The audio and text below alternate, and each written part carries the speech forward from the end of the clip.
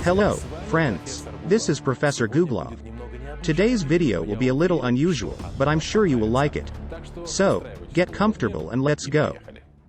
What movie has probably been seen by every person on Earth, and even rewatched several times? Of course, we are talking about Harry Potter.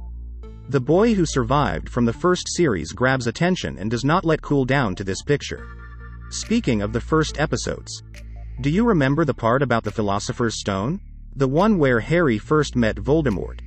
So, the great villain as a parasite lived right on the head of his servant and fed on the blood of unicorns. That's my point. Our first hero has a similar appearance. We're talking about a man named Edward Mordrake, who supposedly lived in England in the late 19th century. His peculiarity is that right on the back of his head he had a second face, like back then with Voldemort.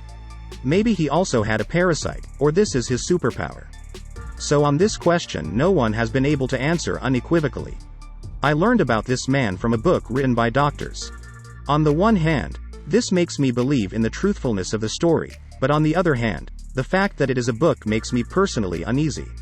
However, if the legend is to be believed, Edward was a very ordinary young man. When he was happy, his face was bitter, but when he failed and was upset, his face was happy, as if the devil had taken up residence in him. Nevertheless, various help from doctors, as well as the support of loved ones did not have enough influence on the kid. At the age of 23, he committed suicide by shooting himself in the unfortunate second face. It is said that before his death he left a note to the doctors in which he asked them to cut this face out of him before burial. Whether the request was honored, and whether the whole story is true, remains a mystery. Therefore, it's up to you to decide. Be sure to share your own arguments in the comments. Do you know what is the symbol of Sicily? That's right, it's a figure of 3 running legs with the head of a goddess in the center. The so-called triskelion. This symbol was invented by the Greeks who discovered Sicily when they realized that the territory had 3 peaks at once. But they had no idea that the symbol set as the symbol of the island would turn out to be prophetic. In the 19th century, a boy named Francesco Lentini was born there. As you can imagine, he was no ordinary young man. He was a real glutton. In fact, while still in the womb, Francesco devoured his twin and thus grew up with 3 legs and 2 genitals. The doctors immediately told his parents clearly and decisively that surgery was not recommended. After all, it could be fatal or, at best, paralyzing. For obvious reasons, Mom and Dad did not give the child under the surgical hand, but nevertheless refused to give him up. They already had many children, and caring for a special one would cause a lot of trouble and effort. Francesco's grandmother agreed to take him in.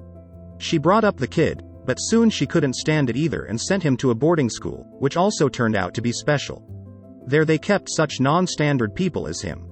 Against the background of them, Francesco was distinguished by a clear mind and cleverness. He quickly realized that life is not so bad, because there are worse cases. As soon as he grew up, his parents decided to move to America. And though they refused to give him up, they agreed to take him with them. While they were on the ship, the boy was noticed by circus performers, and then there's no need for comment. I think you can understand it all. In the end, the guy lived a good life, had 4 healthy children, 2 wives and died at home. He also left a mark on history by inventing a trademark trick of walking and simultaneously stuffing the ball with his 3rd lower limb. Someone eats his brother in the womb, and someone does not dare to do such a deed and grows up in the closest relationship with his sister. I'm talking about Siamese twins, or, to be more precise, about Rosa and Joseph Blazek. When these girls were born, their parents were shocked. Nothing had predicted the birth of abnormal children. This stumped the parents of the 2 sisters, and the first time Mom and Dad decided on a barbaric act. It occurred to them to simply not feed both daughters. However, something in their heads twitched and soon it was over. Rosa and Josefa grew up, did not go to school, and studied at home. And they studied dance and music. Yes, that's right, dancing. And both girls were quite good at it. Either through their dancing or something else, one of them, Rosa, attracted the attention of a German officer. Rosa and Josefa shared the same external genitals, so intimacy was out of the question at first. Later, however, Josefa relented and allowed her sister to reunite with her lover. And what no one expected happened. Rosa became pregnant. Rose, because each of the sisters had her own uterus. Such a pregnancy is a huge rarity, thanks to which the story and photos of the sisters' Siamese twins became widely known. A boy was born, and his name was Franz. Curiously enough, the baby turned out to be perfectly healthy. Unfortunately, Franz's father passed away at the front, and the story of the Siamese twins themselves ended in 1922. One of them fell ill with jaundice. The other one refused an offer to be separated. He said either they would both make it or both would go to heaven. And so they did. Franz's story remains unknown. However, unfortunately, not always the story of the birth of unique babies ends successfully. For example, a baby cyclops was born in Indonesia. The little man had one eye and no nose. He breathed with the help of a tube placed in his mouth. The doctors quickly analyzed his organs and tried to help him somehow, but amazingly, all his organs were fine.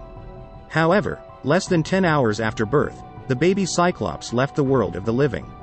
It has not been determined why this happened and how the baby was born this way.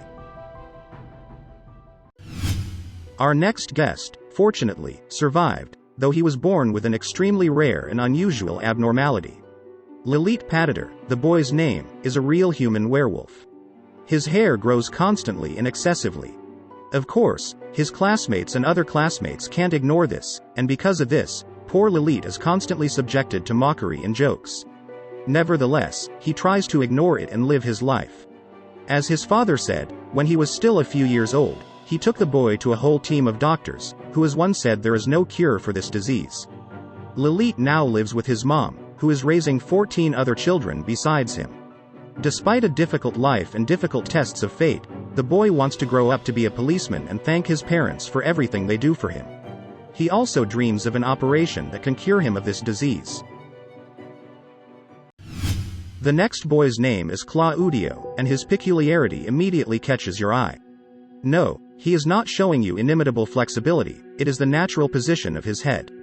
The boy's diagnosis was disappointing congenital arthrogryposis. But despite this, he grew up to be a healthy man who is stronger than many other, normal, people. Claudio's mother did not follow the advice of the doctors who told her that the baby was not viable and should not be fed. In spite of all this, she nursed the baby and he found a normal life. Of course, he developed differently from his peers. His deformed legs, arms that he could hardly use, an upside-down head prevented him from being a normal child, but he grew up to be a lively and inquisitive boy. So, looking at the world turned upside down for him, he began to understand first simple and then more complex things and processes. Well, as I promised, the video was interesting. So, subscribe to the channel, give it a thumbs up. See you tomorrow. Bye for now.